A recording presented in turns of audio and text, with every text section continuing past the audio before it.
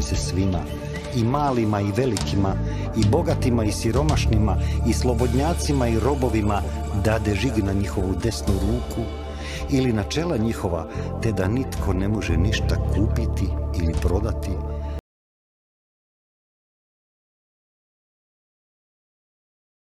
Pozdrav dragi narode, dobrodošli u još jednu epizodu Slobodni. Tehnologija može biti blagoslov, a može i prokletstvo. Dakle, ljudski napredak i napredak tehnologije, ako je u korist čovjeka, je dobar, naravno. Međutim, uvijek moramo voditi računa o tome da postoji mogućnosti i zloupotrebe. Današnja tema je upravo to. Kako nam tehnologija služi i kako može biti upotrebljena protiv nas.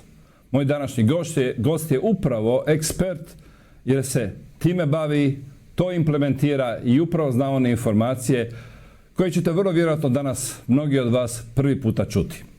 Od ovog trenutka nadalje razgovarat ćemo na engleskom. Hello, Mr. Jabbi. Welcome to our show in Croatia. Thank you for having me. I appreciate it. Well, can you say a few words about yourself, about your work, and about today's topic? Sure. I'm a resident of Montana in the United States. I moved here 3 years ago from Silicon Valley. I spent well over 28 years, about 28 years in Silicon Valley doing deep technology, software, hardware, systems work. I also co-founded 2 camera startup companies. One is still in existence. Actually, it's based on nanophotonics technology. And I kind of stopped working 3 years ago when I started to connect all the dots on how the techno-fascist state is being built through surveillance technologies and data collection sensors in California, where I started seeing them come up. And I connected the dots with all the smart city and the new international economic order and the fourth industrial revolution. So I've been here for the last 3 years and I'm continuing my research, and I try and raise awareness both locally as well as internationally through interviews and podcasts like these. Great. Well, everybody's talking about potential control. Everybody talking about what we can expect in the close future. But of course, the most important thing is technically how, in case of control, how they can do it. Is there a technology for that? And what kind of technology? And today we would like to discuss in details about it because you're the expert. Can you tell us exactly what kind of technology you are using, you are implementing, and how this technology can be used for us and against us? Okay, so specific to the question, what I was implementing, I was working on mobile cameras for imaging technologies for your cell phone. So I was working mostly on consumer electronics and business to business, manufacturing and sales of optical sensors and camera modules to the smartphone industry and to some extent the automotive industry. So I was not involved in any of the surveillance technologies, but as you know, once technology is developed for consumer electronics, it is then taken and then modified for surveillance cameras and other types of technologies. But to zoom out, to understand how this technology is going to be used for control, and it's not just cameras. Cameras are only one aspect of the equation. People should dig up, actually many people, if you are reasonably well-read in what's going on in the corporate world today, there is a digital transformation taking place. And this digital transformation, at one end, it's about moving from the analog world to the digitized world. So that's one aspect of the digital transformation. So that process is called digitization. And that links to what is called the fourth industrial revolution, where slowly but surely humanity is going to be pulled into the metaverse, and more time is going to be spent there. As we see at a very early age, we are in what they call Web 2. Most of the people are stuck on their devices for hours every single day and night. So there's the digital transformation, part one. And then the other aspect of the digital transformation, which is being implemented in the physical world, includes 5 pillars. So there are 5 pillars of the digital transformation, and it's important to understand them. Since you told me that Croatians are technically savvy, I'm going to try and explain how those 5 pillars have been erected and how they are linked to each other. So start with the Internet of Things, or the IoT, is the first pillar of the transformation. That includes your sensors such as cameras, radars, microphones, your LED smart lights. They are all connected as nodes to the Internet of Things, and they are used for data collection of human beings and all activity on Earth. Okay, so that's the IoT. The second pillar of the digital transformation is the cloud, because when this data is collected, it is sent to the cloud and then is processed by the third pillar of the transformation, which is artificial intelligence algorithms. So software running in the cloud is the third pillar. The fourth pillar is the blockchain, because once AI does all the relevant processing of the data, it extracts meaningful information about the activities that it collected data on, and then that is stored in blockchain, which is immutable, and it's kind of a digital ledger, and it's information about every activity, everything in the world, every human being in the world. So your associations, what you were doing, what you consumed, where you spent money, what taxes you paid, etc., it's all on a blockchain. The fifth pillar, blockchain is the fourth pillar. The fifth pillar is cybersecurity. And cybersecurity has implemented something called zero trust. So zero trust network access protocols are being used in order to make every human being an untrustworthy citizen. So we don't trust you. By default, you're a criminal, and you're going to be denied everything until you can prove otherwise.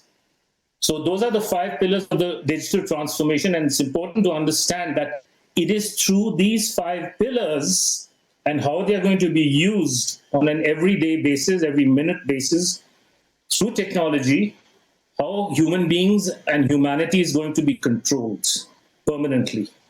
So that's, in a nutshell, the 5 pillars of the digital transformation. So think of it as prisoners are inside a cell with bars around you and you can't get out. The digital transformation, or the digital prison, as I like to call it, is effectively an inverted prison where everything that you want access, from food to transportation to communications, healthcare, you name it, mobility, switching on your automobile, driving to place from A to B, everything is going to be restricted by default. And so think of it as, when data is collected on you in real time, do you have the digital currency to be able to unlock what you need? And that comes through the digital transformation. So data goes up to the cloud, gets processed through AI, goes to the blockchain, and then in real time, the data on your blockchain will compute your central banking digital currency, which I'll talk about in a few minutes. And then the zero trust cybersecurity algorithms will then give you permission and open a door for you, or start your car, etc. So that is in a nutshell, and then we can go deeper as your questions come in. Okay, which kind of gadgets is necessary to have this, to be implemented, to use and to run this surveillance? Can you tell us? Excellent question. Excellent question. And what we are using already and what we're going to use in the future? That's a good question. So at a personal level, any device that you are using which is connected to the internet is acting as a surveillance gadget for data collection on you and everybody else on a local network or a larger network wherever you are roaming. So your smartphone, your smartwatch, your computer, laptop that's connected to the internet.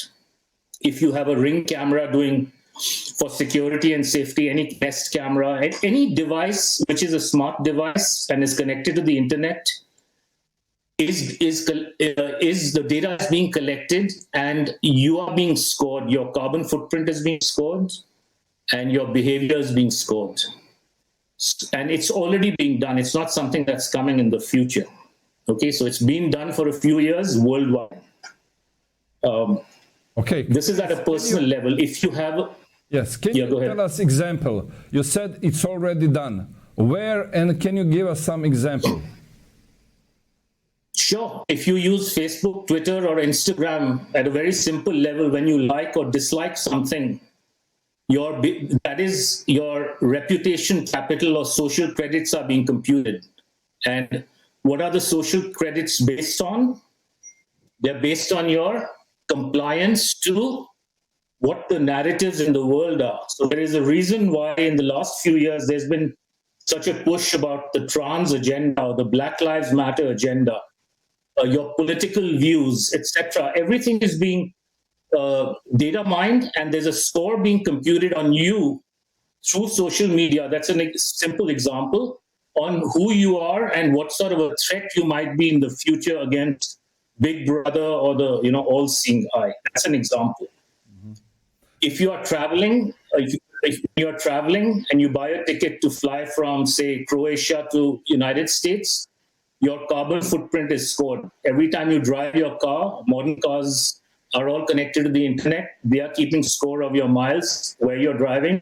Your carbon footprint is already being computed. You're just not being told that it is right now. So that's an example. Okay, please, just one question. When you said they are collecting, who are they? They are applications that you have downloaded on the internet. So Facebook is an example of they. Amazon is an example of they. Google is an example of they. Apple, T-Mobile, every company that is on your device that you have given permission to because they have a contract. You sign up a contract when you download an app, which is called an end user license agreement. You give them the right to collect your data without knowing it, really, because most people won't read those agreements. When you open a Facebook app, you are on Facebook's property through that contract. Once you're on that property, they own you and your data effectively. It's your digital twin when you're traversing the Metaverse through applications. Okay. So I hope that answers your question. That means that corporations who run this technology, they are the one who owns our information. Okay, how they can use it, or to whom they can sell it for purpose of, as you said already, social control system. So they can sell it to each other. So let's say I go to Walmart or Kmart, right? Like those are very popular mega stores here where most of the middle class goes to because it's cheaper. Or if I want to shop online, my carbon credits, they are being computed, and in the future, every human being will be given, depending on where you are, a carbon quota for the month, for instance. And so if you had too much beef in the first week, you go to shop, that door won't open when you want to take out the beef from the refrigerator. That's an example of zero trust implementing control through algorithms and having your data based on your behavior. That's an example. And the same thing can happen when you want to travel somewhere, because you may have, your carbon credits may have expired for the year.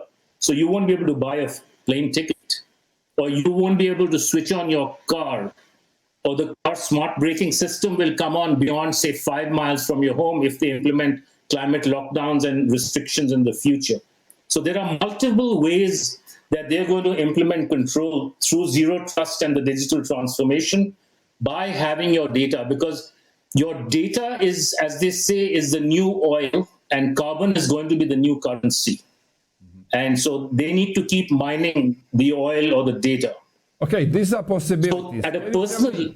Can you tell me, is there anything already now somewhere that they are already using carbon footprint to forbid you to buy something?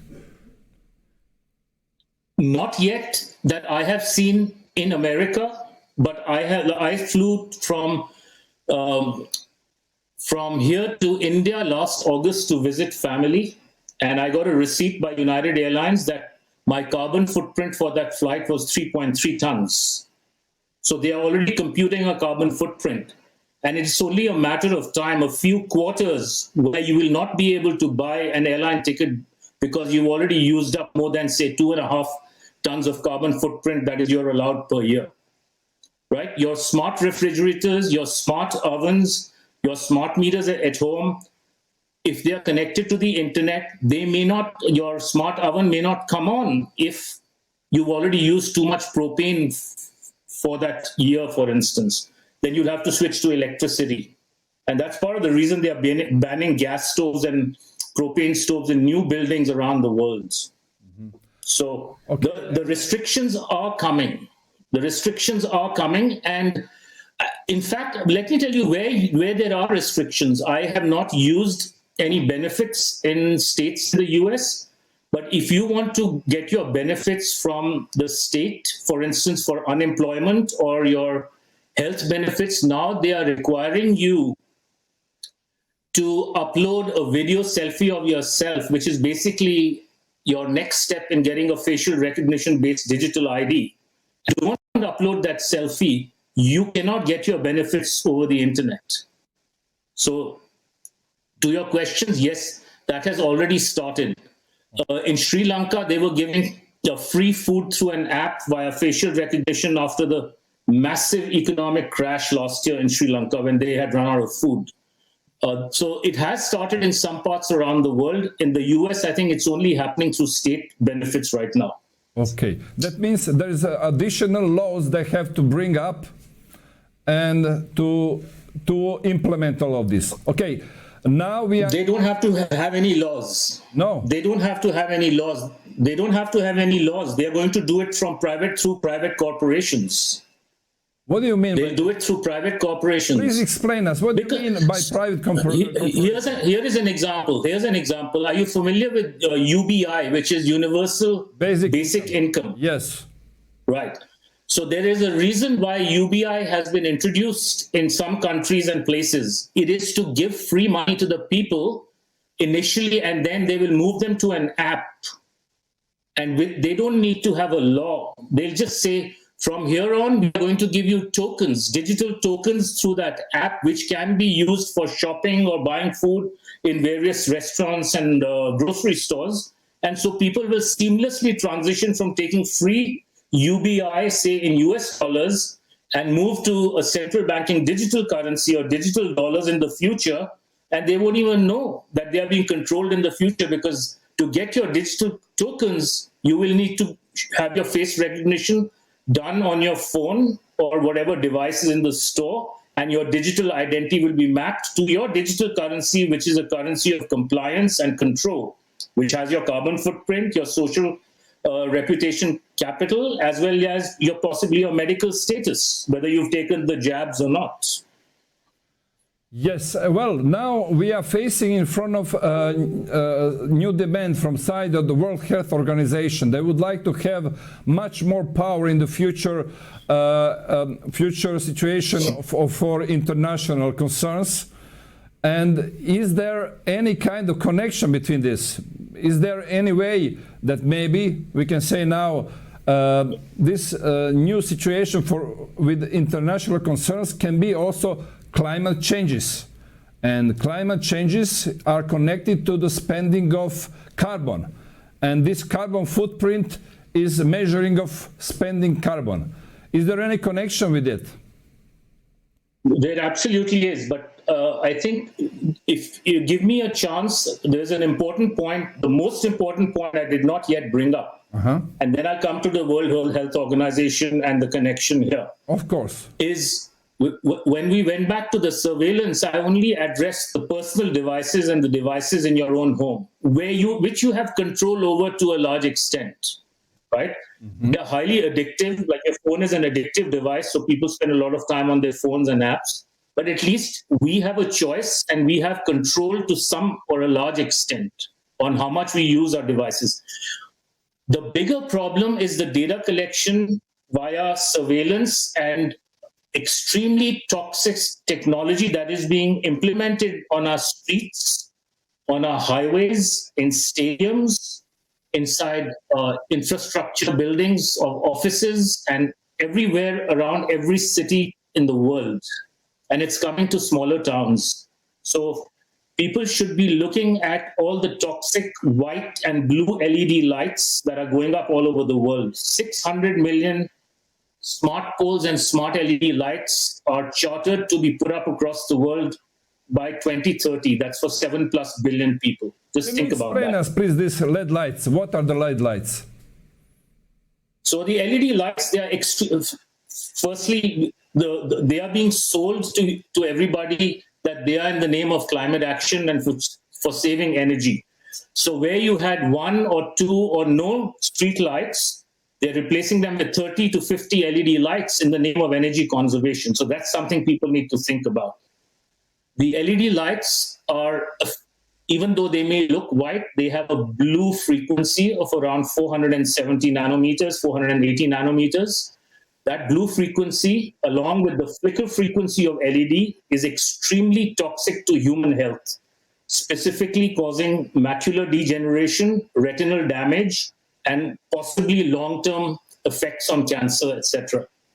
All the smart LED lights that are going up on highways and in your downtowns and even in the suburbs, they all have heavy-duty system-on-a-chip computers that are wirelessly communicating with each other, and through a set of LED lights underground, the fiber connects to 5G microwave towers to complete the entire network structure for the Internet of Things and the digital transformation. And eventually we'll go to 6G frequencies, which are much higher. The data collection will be much more extreme. And then, we can talk about us transitioning from 5G, which smart cities sit atop 5G. I haven't yet defined smart cities. Cognitive cities in the future will sit atop 6G. But smart cities are essentially all our cities being converted using all this digital hardware infrastructure of surveillance and data collection for collecting data on all the activity happening in cities, all the movement of humans and everything else. And that data collection is used for, number one, control, and number two, for extracting value from human beings and other things. So we are moving into a new type of financial system, and the process has started. And the new system is called the New International Economic Order. And this was set, I believe, by the United Nations in 1972, and many countries signed on to it. So we are moving from a current central banking fiat currency system, which is worldwide, which I call the debt slavery system. And we are moving into the New International Economic Order, which is going to be based on digital ID of human beings and everything else through the Internet of Things. And that's the New International Economic Order, which I call the identity slavery system, because it's going to be identity via facial recognition. Okay. We will come back to this. We will come back to this a little bit later. Just please name some more technical devices what are already using. You said the LED lamps. What else? LED lights is one thing. And then the LED lights that are installed in modern office buildings and modern homes, they will have a technology called Li-Fi. So you have Wi-Fi, which is wireless fidelity. Li-Fi will be based on light fidelity. So these LED lamps, they will be communicating with your devices with much higher bandwidths through array LEDs, which you cannot see because they are behind the white filter of the LED light. So the next generation will be Wi-Fi will coexist with Li-Fi on 6G networks to form cognitive cities. Other sensors they have in cities and buildings are microphones. They have radars connected to LED lights, which can work in conjunction to, say, isolate a human being with an AR-15 gun 300 yards away. And many of these lights have such high toxicity, and some of them can be used as weapons with using frequencies that can be alternated at extremely high speeds, which make human beings sick, cause intracranial damage and pressure in the brain, and could even kill you at the speed of light, plus the processing cycles in microseconds of that chip inside the LED system. So those are some of the, what I call the smart city infrastructure is essentially weaponized worldwide, and people should start to recognize they should stop looking at their phones when they go outside, look at the intersections, take pictures, send them and share them with everybody, either on social media or through friends on WhatsApp or wherever else you use. But people need to start getting aware of these weaponized systems that have been put up in the name of safety and security. Okay, but our authorities, are they have knowledge about this, or they think that is just ordinary lamp? Most people think it's a lamp, and it's been put up for safety, security, and energy conservation. But these are highly toxic and for example, authorities, most of them don't know, because at least in America, I don't know how the whole agenda has been rolled out in Croatia. I suspect it's not too dissimilar. But in America, the way it's come down is through the United Nations Sustainable Development Goals. So in the United States Constitution, when the United States government signs a treaty with an organization like the WHO or the United Nations or whoever else, treaties become the supreme law of the land. That means they override all aspects of the Constitution itself, as well as state constitutions. So because the UN SDG agenda is coming from Agenda 21, which was signed in 1992 via the Earth Summit, all federal governments of the United States is now pushing the state governments and giving them free money and free infrastructure money to install all this in the name of sustainability and climate action. So I have spoken to many state officials in my state. I've spoken to many local officials in my state. All of them claim they don't know what I'm talking about. So some of them are learning, but most of them are, I think, cowards or looking the other way, because they are getting lots and lots of money to allow this infrastructure to go up. Okay, I suppose. And I suspect it's the same in every. Yeah. I suppose in Croatia is the same. Not suppose, I'm sure. They don't have a clue what is happening. Yeah, exactly. Now this agenda, 21, what you said, it's calling now Agenda 2030. It's 17 That's goals. right. But let's go back to this, what you mentioned, what is very important, digital money. Now they are forcing to implement central bank digital currency in United States, and also they are announcing in Europe. We are, as a Croatia, we are in Eurozone from this year. That means that we don't have any power to make any decision about implementing central bank digital euro. Can you tell me, on example, you said about these 5 pillars. One of these pillars, it's, as you said, not only digitalization, but also blockchain. And as I know, blockchain technology is something what will they use for digital money. On one example, it's one of the technologies. Yeah. It's one of the technologies. Yeah. There are many technologies lying under the digital transformation in order to make this work. Okay, can you explain? Blockchain cannot work on its own. Which one they will use now? All of them. Yeah. So let me rephrase what I said in the beginning, and then I'll try and bring more clarity to it. So, okay. You have an identity based on your face, right? Everyone's face is unique. If you have an iPhone, you unlock your iPhone using facial recognition. And there's no face that you can put there that will also unlock your phone. So it's a 99.9% accuracy. Through facial recognition, you have a digital identity which is unique to you. And getting a digital identity is also in multiple sustainable development goals for inclusivity and diversity and all that mumbo jumbo, right?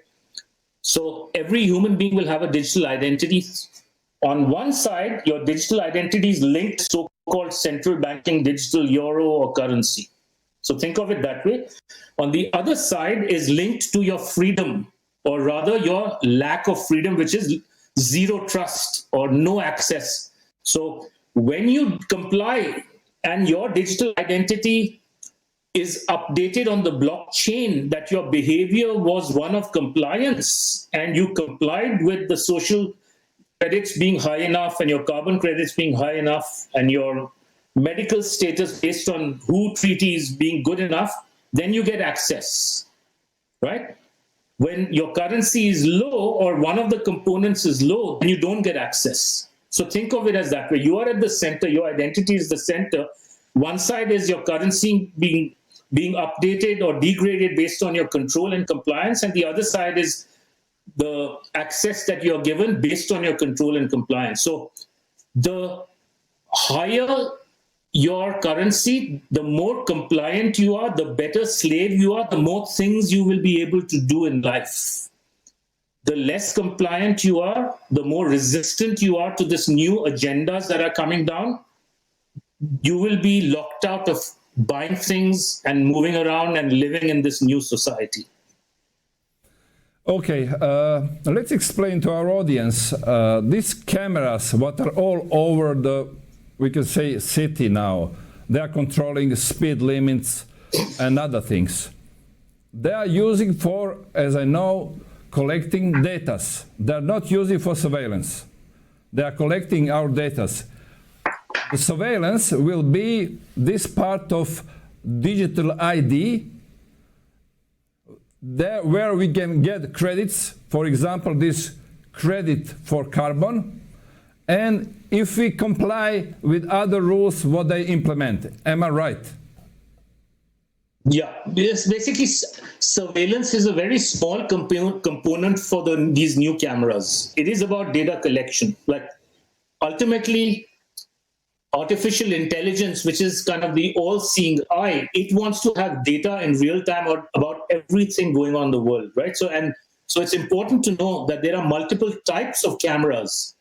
They put up in the US, they put up lots of near infrared cameras in the name of changing the signal quickly for emergency vehicles like fire engines and ambulances, right? So why would anyone say, no, I don't need to protest putting a near infrared camera because it's going to help save a life if the red light changed from red to green, right? So that's how they incrementally assigned this.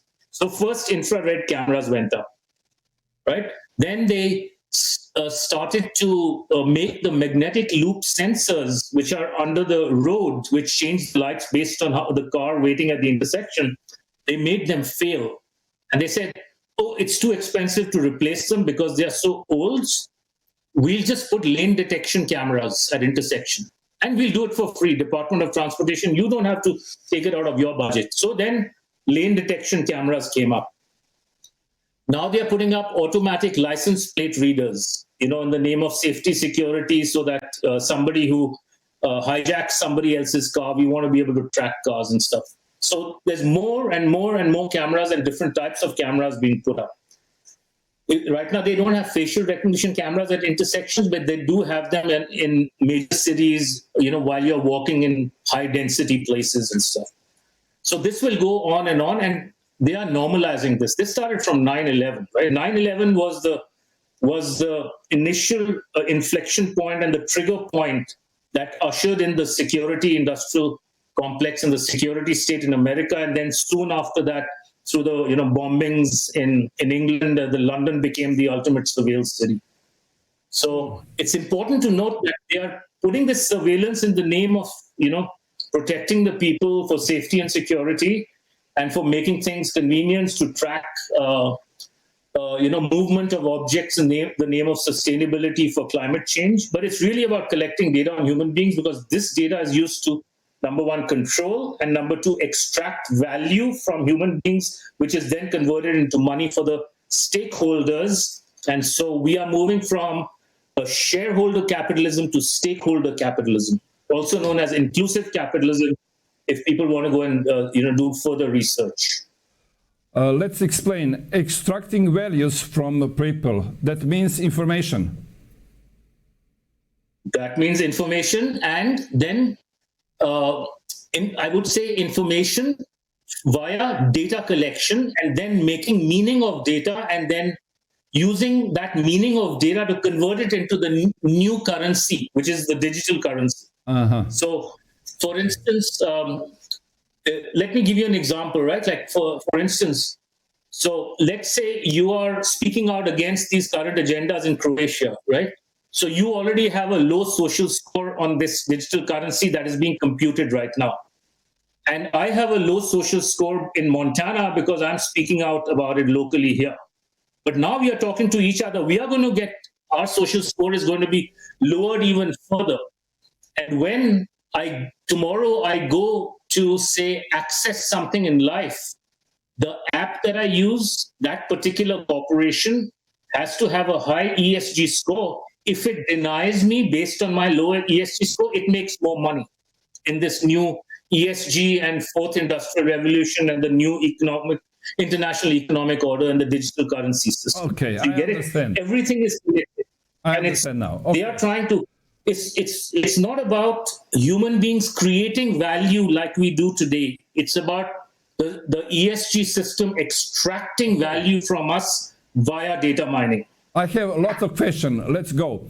What is the role of 5G technology implementing for this kind of surveillance? Is it necessary to have it?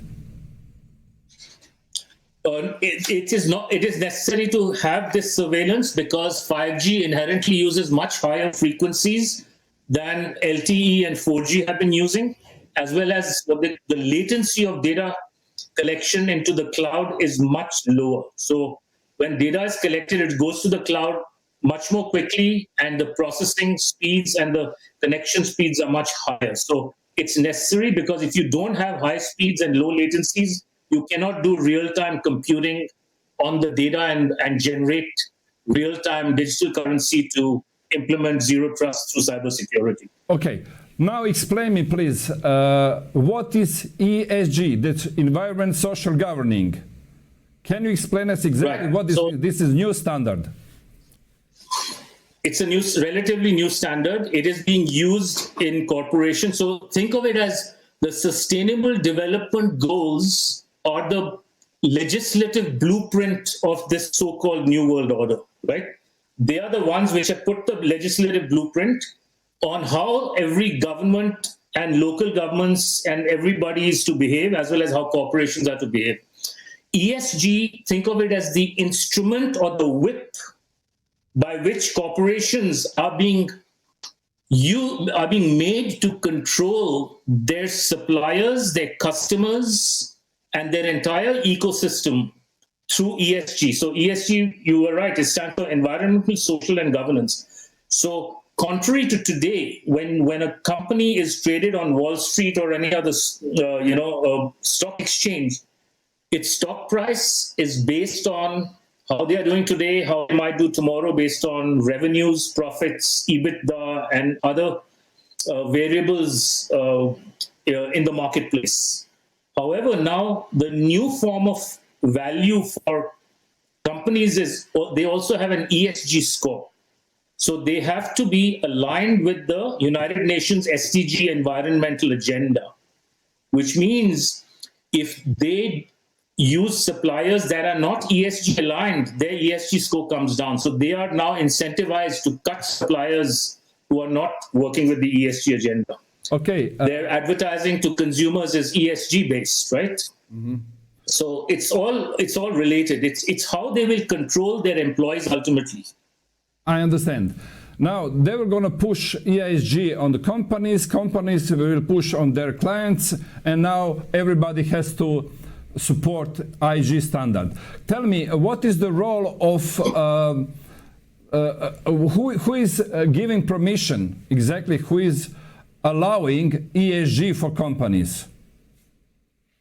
It's not about allowing. If you know this company called BlackRock, the Larry Fink, who's the CEO of BlackRock, about 2 years ago, he came out publicly, spoke, and videos are online. He said basically if companies do not align with the ESG agenda, we will take them out of the portfolios of investment portfolios of hedge funds and BlackRocks, etc. So it's basically a threat saying, if you don't align with the ESG, we are going to crash your stock price ultimately. Okay, there is also there is a software named Alibaba, but also there is a software named Alibaba Climate. I have heard of Alibaba. I did not hear about Alibaba Climate yet, so I'll look into it after this. But Okay. Alibaba is essentially what they say is BlackRock's AI software, which makes all the investment decisions for it. That's right. And that's why I heard there is Alibaba Climate who is making decision who will get ESG and who will not. But okay, we have to. So I suspect that Alibaba Climate is essentially a variation of Alibaba, which is doing its investments based on ESG compliant companies. So if you put your money through, say, Morgan Stanley or Goldman Sachs or whoever your investment bank is, they will say, we will put your money into ESG compliant companies. And if you do that, your ESG score, personal ESG score, will also go up. So it's all linked. It's a very clever system. Great. Okay, let's spend some time in something that is called Metaverse. You mentioned it. What is Metaverse and what is used for? So Metaverse is essentially a term for the web that is coming up, which is called Web 3.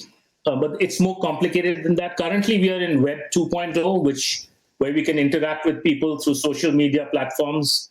We can like, dislike you. So essentially, we have a version of our digital twin, which is interacting with your followers and other people who can see your posts. So even though, like, let's say you go to sleep at midnight and there are people around the world who are reading your posts, you are in Web 2.0 and you have a digital twin through your name on Facebook and your posts on Facebook.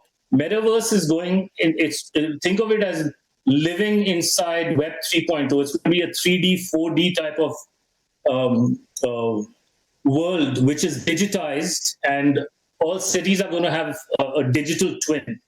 Your human self is going to have a digital twin. You will be able to access the metaverse through your smartphone or ultimately through some sort of virtual reality or extreme reality or augmented reality headset. There's a reason why there's been so much investment in the last 10 to 15 years in companies like Leap Motion and others, where they want to build and put humans under these types of devices. Once you are in that, sorry, go ahead. Tell me how they are making this metaverse. They need some to do some measuring and to make a new world in the metasphere. They are doing some measures for. So there are many.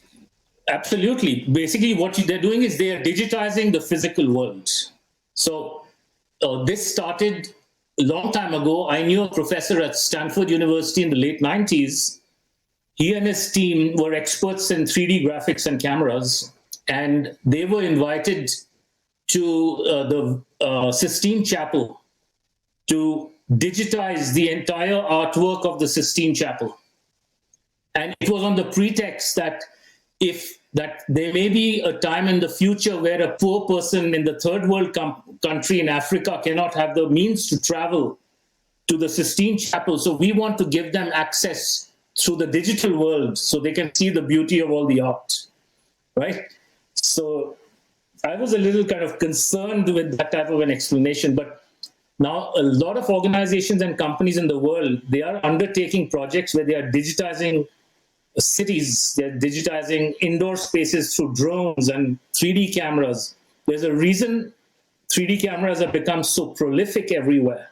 And so ultimately, in a few years, every building, every structure, every city, every river, every mountain, every tree, everything will have a digital ID and everything will be digitized. And you can actually wear your VR or XR headset and actually live in the metaverse and interact in the metaverse. And the metaverse will be used for neuro-linguistic programming. It'll be used for something called human computational. So humanity as a whole, structures of humanity and societies will become computational, and those computational will become new structures. So this is how they're going to, there's a concept called swarm programming. So this is how they are, modifying human structures. They're already doing it through our smartphone apps, right? You see how much society has changed in the last 10 years, 15 years, since the smartphone became prevalent. Okay, let's make it simple. But now, let's make it simple. Yeah. I suppose that everybody was looking in a movie Matrix. Right. That's exactly what is happening there. They're connecting them. That is what is coming. Metaverse. That is what is coming.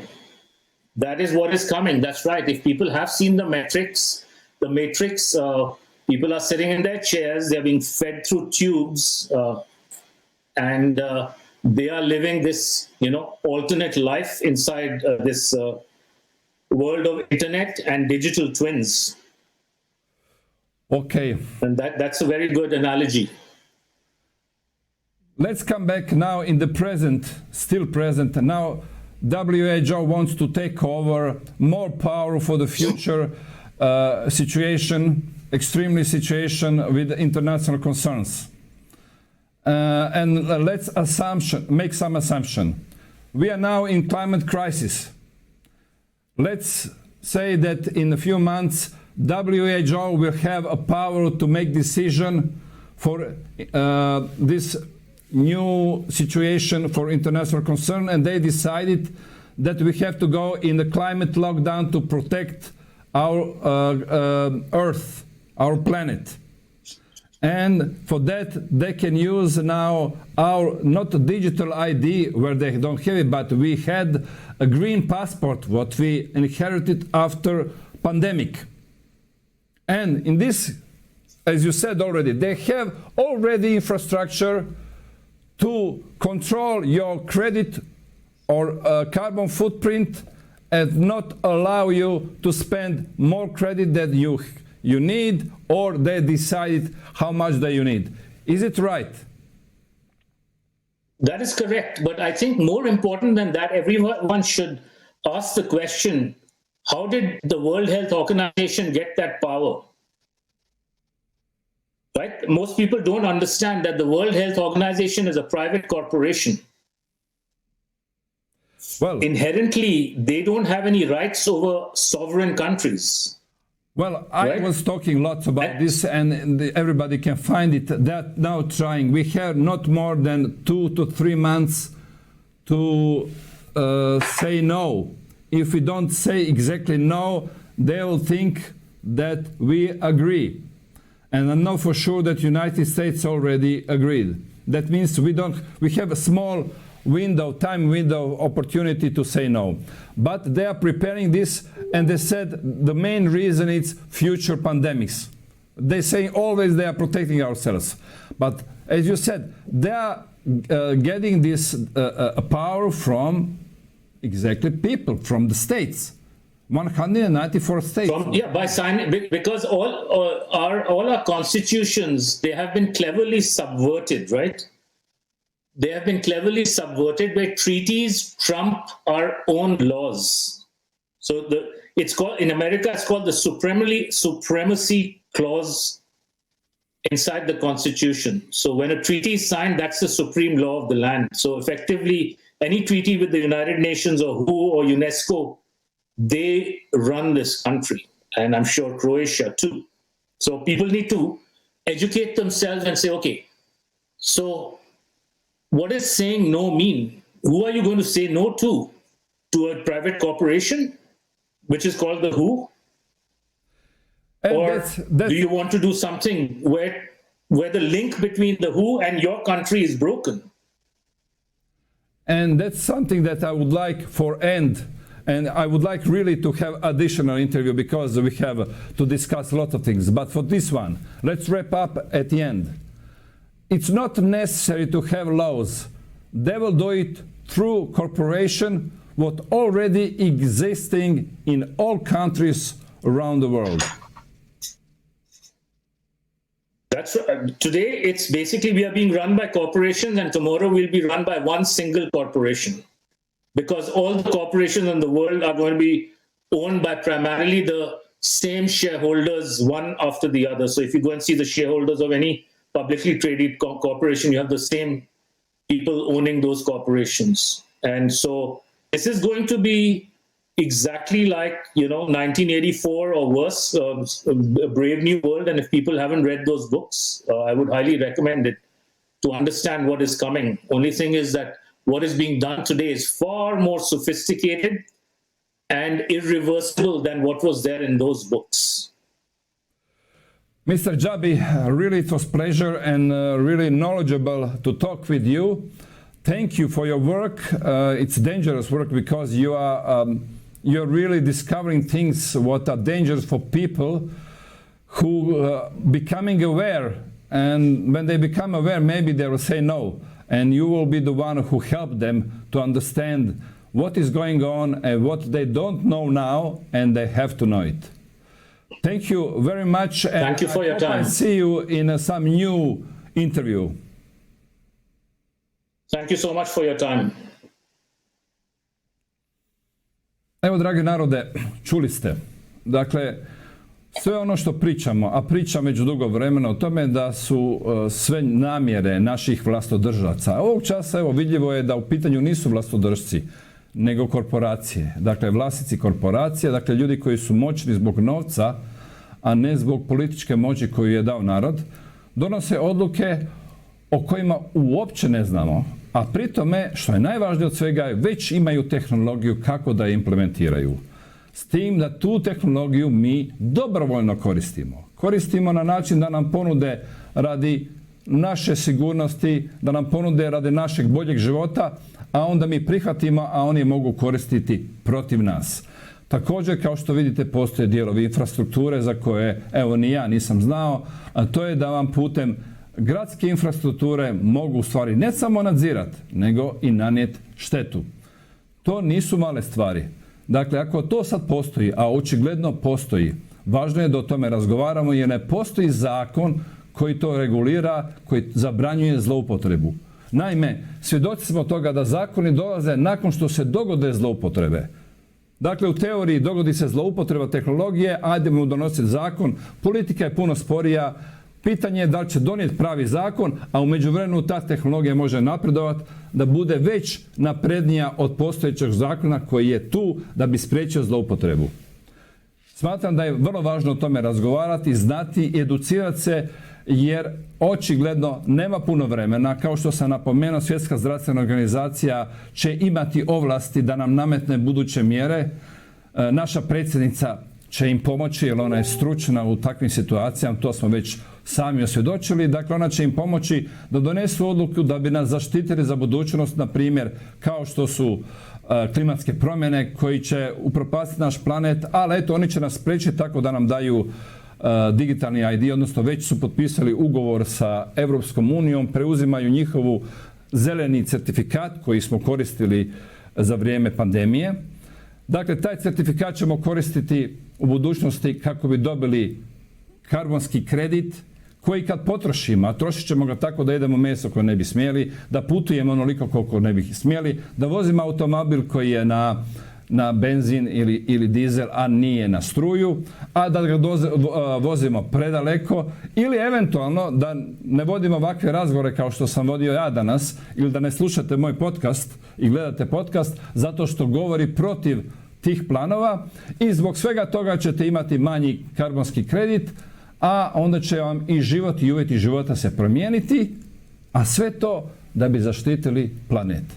Da li ste stvarno spremni povjerovati da ti ljudi koji to implementiraju i koji o tome javno govore rade za vaše dobro? Poslušajte ih malo bolje i znaćete da ni ne skrivaju da to rade sa ciljem da vas kontroliraju. Hvala lijepo na pažnji, hvala vam lijepo da ste imali strpljenja slušati još jednu epizodu. Ako ste zadovoljni s ovim što radimo, Ako ste zadovoljni sa gostima koje vam dovodimo, zahvalite nam se, počastite nas kavicom. Mi ćemo dalje nastavljati otvarati neugodne teme, jer istina ne postavlja pitanje je li ugodna ili neugodna. Ona je jednostavno takva. Hvala vam lijepo i vidimo se uskoro. Nitko vas neće natjerati da se poklonite zvijeri, učinit ćete to svojevoljno, odbacujući vjeru. Bićete laka meta za zvijer, jer se niste podredili vjeri. Ako se ne podredite vjeri, podredit ćete se zvijeri. Toliko ćete se suobličiti sa ovim svijetom, da nećete ni prepoznati da ste u zabludi. Biće to najveća demonska prevara ikada i pravedno zaslužena osuda nad nepokajanim grešnicima. Gdje su svi oni koji su nas liječili?